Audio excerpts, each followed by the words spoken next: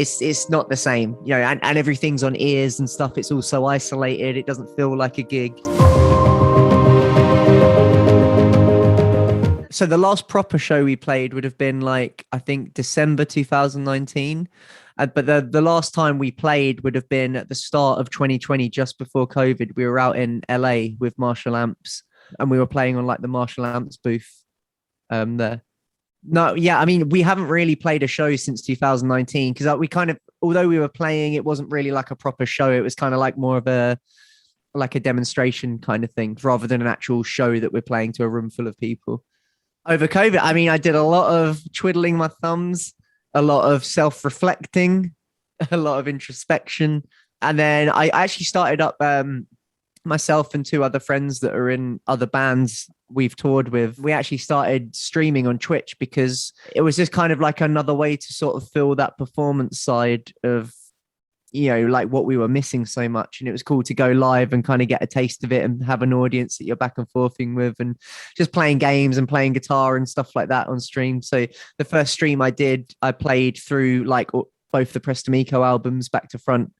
Yeah, it was fun. It was fun. It was a nice way to sort of keep myself creatively stimulated and kind of fill that void in our lives. Well, Lewis and I met each other at college together. We were kind of in other bands at the time, and the band I was in back then kind of morphed into the band that you see now. And I remember we needed a drummer, so we got Lewis down and we tried a few people out. And then as soon as Lewis was in the room, it just felt right. We clearly had a nice dynamic. And then fast forward infinite amount of years, and then we're here with Jake, our new bass player, who's actually an extremely talented guitarist and drummer as well. But he's somebody that we toured with in other bands. His old band, Acoda, we'd played with a load of times. So it's funny because Jake came into the band and we were supposed to be flying out to Texas and then to do our record that we've just released, flying back and going straight out on a European tour. So Jake joined. It was very much just like, oh, this is very intense. We're kind of going full steam ahead. And then COVID happened and it was just like put a massive halt on everything.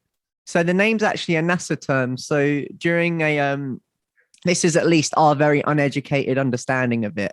During a shuttle launch, when the shuttles gained enough momentum to get to orbit, the astronaut will say, press to MECO, or ground control will say press to MECO, and it stands for press to main engine cutoff. It's an acronym for main engine cutoff. So when they've reached enough momentum and velocity to get to orbit without the huge massive engines on the ship anymore, they'll say that code and the engines will drop off and the shuttle will carry on going. Again, like I'm sure there's astronauts that might pick that apart, but that's kind of like our loose understanding of it. It was just a cool phrase that I think we always liked the poetry of it. We were supposed to fly out to the States right just before COVID, the lockdown happened. The one thing we didn't want to compromise on was working with the producer Machine, because I don't know if you know Machine's work. He's a legendary producer. He's done incredible bands like Lamb of God, Clutch, Fall Out Boy, Every Time I Die. All these. So like we'd done our last record with him and we had such a strong organic relationship. Machine is one of those producers that makes our band better. We really wanted to work with him again on Transmute, which we just released. It was just figuring out a way of being able to facilitate that. So it became very clear that we weren't going to be able to get ourselves over to Texas where he's based. So then we started looking at ways of getting Machine to fly over to England, which he still could do. The more we kind of looked into everything, the more we were looking at studio costs, and then you need engineers, and then everything starts adding up, and then accommodation and this and that. Our manager has a friend who basically owns like a castle tower in the Cotswolds, which is like the English countryside. And it's where we actually wrote Transmute. The more we looked into studio costs and started adding everything up, it's just like, well, why don't we just go and record in the castle? We've got space, there's accommodation there. We can be away from everything, make as much noise as we want. The more we kind of pulled it together, the crazier it all got. And then somehow we managed to pull it off in the end, which is one of those things I still can't believe we did it in that environment, but I'm proud that we did. To me and Lewis, it feels like the band's finally how it should be, because Lewis and I wrote the majority of the record beforehand, the year before. So having Jake and then Machine, the producer, to come in on the back end and just kind of mix stuff up and just kind of finesse it with us was super cool. It's really fun. And yeah, like as soon as he flew over to do our week of pre-production, we left the first day just being like, this is the guy that needs to do our album, and we did an album before Transmute with Machines. So even then we flew him over to Croydon where we had like a rehearsal room. And just like the end of that first day, we all knew that it was awesome. That, we knew how good he was and how much of a perfect fit for our band he was. The thing that makes him stand above everyone else, because there's also other very talented mixing engineers and mastering engineers, people that can record, but the thing that makes him stand out for us is just his connection with the music. And he's so good at just honing in on what people will probably latch onto about your songs and making that and developing that, and maybe trimming stuff that doesn't need to necessarily be there, or lengthening something that does feel good and there should be more of. And just, it's more just like, he's just the best person to be creative with out of anyone that we've worked with before. I think it's more, Lewis, our drummer, writes all the lyrics for this band, and he's very good at conceptualizing a lot of what, we'll chat about anyways. I think with Transmute, that the kind of overbearing message is just the idea of change and accepting change, and that for better or worse, the idea of change is always going to happen. So, sometimes you've just got to give yourself to that and make the best of those opportunities you can. And that's kind of like the big the all-encompassing theme, I think, for Transmute.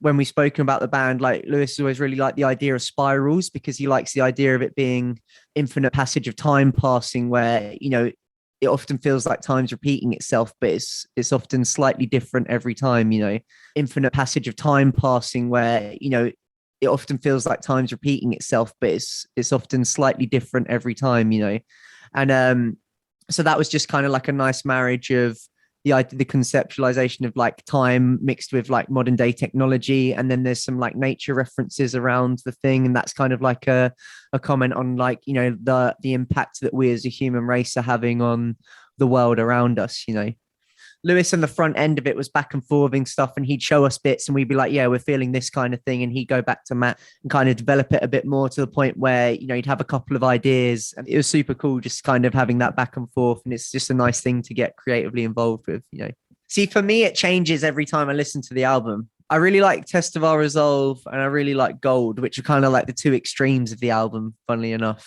I think those two I personally feel like those two songs capture the two sides of this band the best. And I think they're a good representation of it. It was a song called Baby Steps for a long time, and I still do love that song. I really like the song called Baby Steps. I remember Transmute just felt great. I think actually there was more of a discussion. There was a few options with Here's to the Fatigue, whereas I think Lewis just kind of pitched Transmute, and I just loved it. Yeah, we've not played any of these songs in front of an audience yet. We did a live stream for Amazon Music, and that's the closest we've really had. That's the only time people have seen this band play properly. Yeah. So it's weird. It's like, I mean, there were some people in the room, like our label was there, like our manager was there, this and that, but it's not the same, and everything's on ears and stuff. It's all so isolated. It doesn't, we're just itching to get out there and play now. We obviously, with the tour we're doing starts, we're just so excited to get out and play. Yeah, we practice a lot. It's different when you're on stage and you're starting a show. So there's lots of distractions, lots of other stuff to think about. So we're just practicing at the moment, so to try be as good as we can when we come back. It's going to be good. Like we're going out with our friends, very good friends of ours, a band called Vakovi, who are really, really good.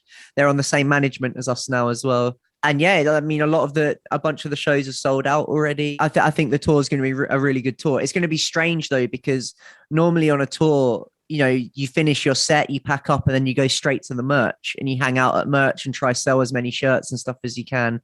Whereas we're not really going to be able to do that this tour. We're going to have to stay masks on, staying backstage, because it's kind of like, if one person gets COVID at the start of the tour, it's like you're off the tour, because, and that's going to be a nightmare. I think Transmute for us is, we're definitely the most proud of this record we've ever been. I feel like Lewis and I found a new sort of level of working together, and we just had the most fun we've ever had writing this record. And then, like I said before, having Jake and Machine to come in on the back end of it and just be creative with it was definitely the most fun I think we've ever had, pulling a body of work together, and the most we've put into it, the most we've been emotionally invested in. We did a bunch of really cool tours in 2018. We toured with a band called Arcane Roots, a band called Don Broco, and a band called Shinedown. And we got to play some really amazing venues on those tours, like especially for us playing Brixton Academy. Like that was a big one for us down south. That's like a very prestigious UK venue. So to play that was really cool. And then in 2019, we did our headline tour, and there was a show on that in Milton Keynes at a place called the Crawford Arms. And that's still today is one of my favorite shows we've ever played. It was super cool. It's like more of a satisfaction. Do you know what I mean? It's just a nice memory to have. It's like, yeah, that was a cool thing. We played a good show and people seemed to like it. And I really enjoyed it. So it's like nice having that association. On tour, you can expect to hear songs off the new record and maybe a song off one of the previous records. On the album, it's already out. So if you haven't listened to it, please go and listen to it. Buy it, please buy it. Our label won't drop us if you buy it. If you haven't listened to our new album, Transmute, please do. It's out now on all streaming platforms. If you like it, share with a friend, and hopefully we'll see you at a show sometime soon. We're looking forward to coming back to Holland, very much so.